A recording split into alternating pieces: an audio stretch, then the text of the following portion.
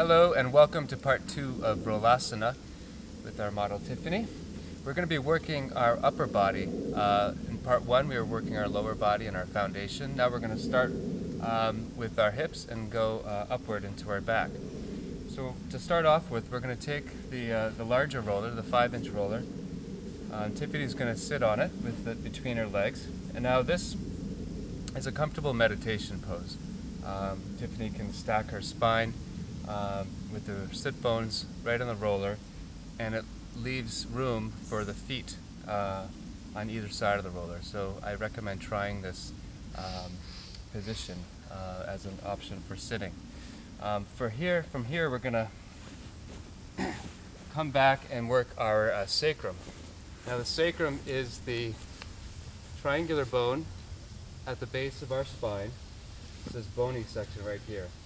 On either side of the sacrum, this triangular shape here, we have the sacroiliac joint.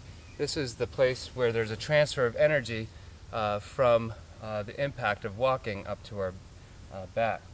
So it's nice to work and release some of the tension there. Oftentimes we have very stuck sacroiliac joints. So what Tiffany's doing here is just working the sacrum, and off to the sides she gets into more of the soft tissue of her butt and into the sacroiliac joint. If she opens her legs up a little bit and the knees come out to the side, it creates different angles of the sacroiliac joint and exposes that to the roller. This is something you can also do with the smaller roller. And it's less height and a little bit more pressure because of the smaller radius on the smaller roller. So from here we're going to work the upper back, or the back rather. So Tiffany's going to take the 5-inch roller, leaning all the way back, keeping that close to her sacrum. And if her knees come up here, this is a very comfortable position. Now the roller is right at the sacrum. It's not down near the tailbone, it's not in her lower back.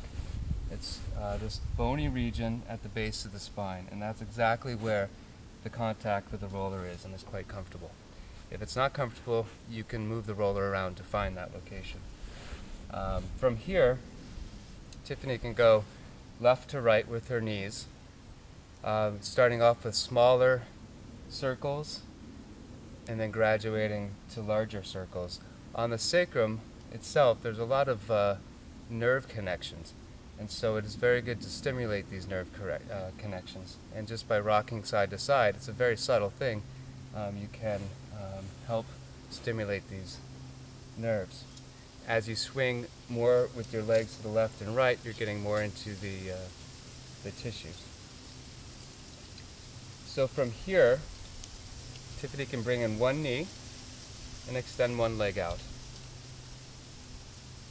And this feels quite nice. You can switch legs, take your time, breathe. And if you bring the knee off to your upper shoulder, creating a wide, it's almost half-happy baby, we get more stretch into the opposite leg's adductor. Tiffany is now placing her hand on top of her hip and helps encourage that hip to stay down. And it creates a nice opening all the way through the front of the hip here. So from here, maybe switch legs, we can go into a side twist.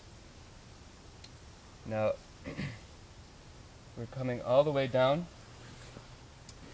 We're creating a nice stretch in through the back region here and the side. Tiffany is taking the inside arm and pushing her hip towards me. That creates more extension up and over the roller. And her upper opposite shoulder is grounded. One thing we want to be mindful of when we're twisting is our flexibility with our spine. In yoga, we do a lot of twists.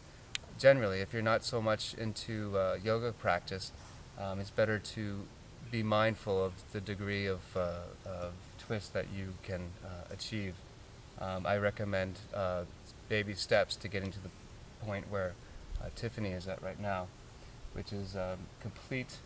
Her shoulders making contact at the mat. Her leg is down on the other side here. Her leg is straight. If she bends her knee, that gives her, and she can put her knee towards the mat, that creates even more of a twist. So you can do leg extended, which is one level. Bending the knee is a deeper level. The other benefit she has here is that we have contact with the roller at the tensor fascia latae, which would be this, but down in the bottom here. So the roller's making some pressure there. And then of course we can switch sides. Now from here, we're going to be working the upper back, or the lower back rather. So I always caution, do not use the roller on your lumbar region. This is your spine here. This is the lumbar region. This is your L4, L5 through the S1. L4, L3, L2, L1, and then S1. I really got that backwards. Your lumbar region. So we're putting the roller just off the top of the hip to the side. So if you actually turn your feet towards the hill, you can see where we're going to make contact here. She's coming off at an angle, and she's going to be working the QL, the quadratus lumbaris, also the obliques. The QL is a bit deeper than the obliques, and the obliques are on the surface. She is twisted to the side a bit, so she's not directly on the roller with her spine. She's off to the side, just at the top of off the top of the hip, ASIS bone right here. So you can work the QL.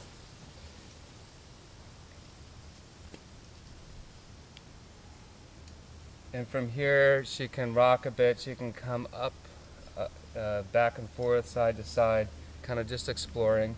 If anything feels wrong at all, this is something that you want to back off. Another caution area is the floating ribs, which are down towards the back here. When the ribs start, there's a kidney there.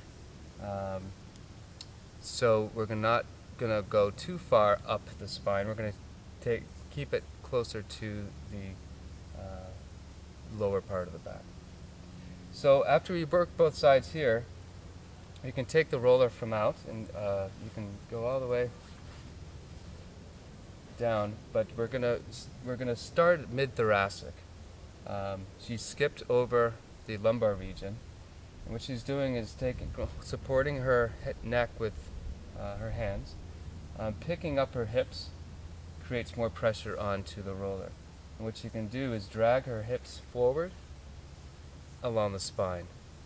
So what this does is create a nice opening in the upper spine, and oftentimes you'll hear click, click, click, click, click. So it creates some mobility and articulation in the upper spine. For those that sit on the computer all day, this feels extra lovely. A nice chest opening. And so from here, Tiffany has the roller just under her shoulder blades. So it's a nice platform. She's got a nice chest opening, creating some opening up in the shoulder area and the pectoral region. This is quite a nice arch here. If the arch is too much, she can bring up her knees, which relieves that for those that feel compression in that area. This is an excellent chest opening rather. Depending on your level of flexibility in the front of your neck, you can support that with a block in yoga. You can change the heights according to what your preference is. And here we just support it with a smaller roller. Tiffany has the extension in her neck, and she can go all the way down. Very good for opening up the front of the neck here.